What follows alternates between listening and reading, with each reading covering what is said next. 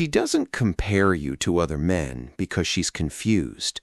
She compares you because she wants you to feel replaceable. And the worst part? You don't even notice it at first. It starts small, a random comment, a subtle observation, a name dropped into conversation that didn't need to be there. Daniel bought his girlfriend flowers for no reason. Other guys actually know how to communicate. My ex used to plan things without being asked.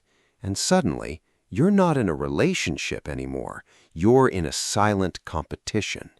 You sit there pretending it doesn't bother you, but later that night, it echoes in your head. You start questioning yourself, wondering if you're enough, if you're failing some invisible test you never agreed to take. That's the moment the psychological game begins. Because comparison is rarely about information, it's about pressure. Let me explain why. When someone constantly compares you to another person, they're doing one of two things. Either they're trying to inspire insecurity, or they've already started emotionally detaching from you. Here's the truth. Healthy communication sounds like, I need more affection. I want us to spend more time together. I feel disconnected lately. But comparison is indirect. It bypasses communication and goes straight for your ego. This guy does this. That man acts like this. Why can't you be more like him? That's not problem solving. That's psychological positioning. And if you're not careful, you'll spend months trying to outperform men who aren't even in your relationship. This isn't random. It's psychology. Human beings compare when they want leverage, especially in modern relationships, because comparison creates anxiety, and anxiety creates compliance.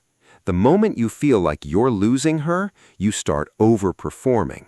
You text faster. You tolerate disrespect. You ignore your boundaries. You become desperate to prove your value. And desperation is where power shifts. That's why some people weaponize comparison intentionally, not always consciously, but effectively. They know mentioning another man activates something primal inside you: competition, fear, ego, replacement anxiety. Suddenly, you're no longer acting naturally, you're performing. And ironically, the more you perform for validation, the less attractive you become. Because confidence disappears the moment a man starts auditioning for approval. Now listen carefully. Not every comparison is manipulation. Sometimes she compares you because resentment has been building silently for months. You stopped listening, stopped leading, stopped paying attention, and instead of directly expressing disappointment, she leaks it through comparison. That doesn't make it healthy, but it makes it human. Still, there's a dangerous line between expressing frustration and emotionally controlling someone.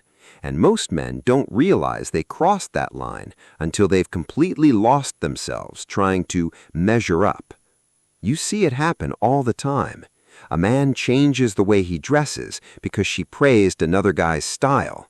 He starts spending money he doesn't have because she keeps talking about successful men. He suppresses his personality because she keeps rewarding traits that aren't naturally his. Slowly, he disconnects from himself. Not because he's weak, because he's psychologically cornered. Here's the darkest part. The comparison is often designed to make you feel emotionally unstable, while she stays emotionally in control. You become reactive, she becomes the evaluator. You start chasing, she starts judging. That imbalance destroys relationships quietly, because love cannot survive where one person constantly feels inadequate. That's not love, that's control. And men ignore this because they're taught that jealousy proves affection. It doesn't. Real admiration builds you. Manipulation destabilizes you. There's a difference. A woman who genuinely respects you will communicate her needs directly. She won't constantly hold other men over your head like trophies, because mature love inspires growth without humiliation. Immature love uses comparison as a weapon. Now imagine this scenario. You're sitting across from her at dinner. She casually says, "Why can't you be more ambitious like Marcus?" She laughs after saying it, acts like it's harmless, but your stomach tightens. And from that moment forward, every move you make becomes calculated. You start thinking about Marcus when you wake up. You think about him at the gym, at work, in traffic. A man you barely know is now living rent-free inside your mind. That's psychological contamination. And the longer it continues, the more your self-worth becomes dependent on outperforming ghosts. But here's what emotionally strong men understand. You never win a relationship by competing with another man's image. Because once comparison becomes the foundation, peace disappears. There will always be someone richer, funnier, taller, more successful, more experienced. If your relationship is built on constant comparison, you will spend your entire life feeling one mistake away from replacement. That's emotional slavery. The strongest thing you can do in that moment isn't aggression, it's clarity. You look at the behavior directly, you stop reacting emotionally, and you ask yourself one question. Is this helping us grow, or is this being used to control me?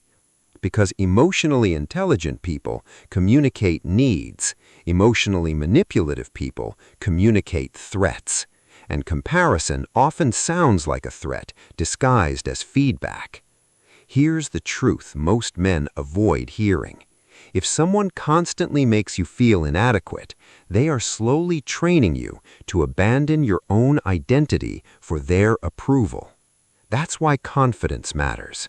Not fake alpha male confidence, not ego, not dominance, real confidence. The kind that says, I can improve without losing myself. I can listen without becoming controlled. I can walk away from dynamics that destroy my peace. Because once a man becomes emotionally dependent on validation, he becomes easy to manipulate. And relationships built on fear never become healthy. They become exhausting. So if she constantly compares you to other men, don't panic. Observe. Listen carefully to the intention behind the words. Is she communicating pain or creating insecurity?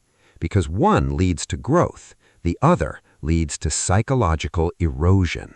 And the men who lose themselves the fastest are usually the ones trying hardest to prove they're enough. In the end, the healthiest relationships are not built on competition. They're built on mutual respect. No silent scoreboards, no emotional auditions, no endless comparisons. Just two people choosing each other without making the other feel replaceable. Because the moment love starts feeling like a performance, someone has already stopped feeling safe.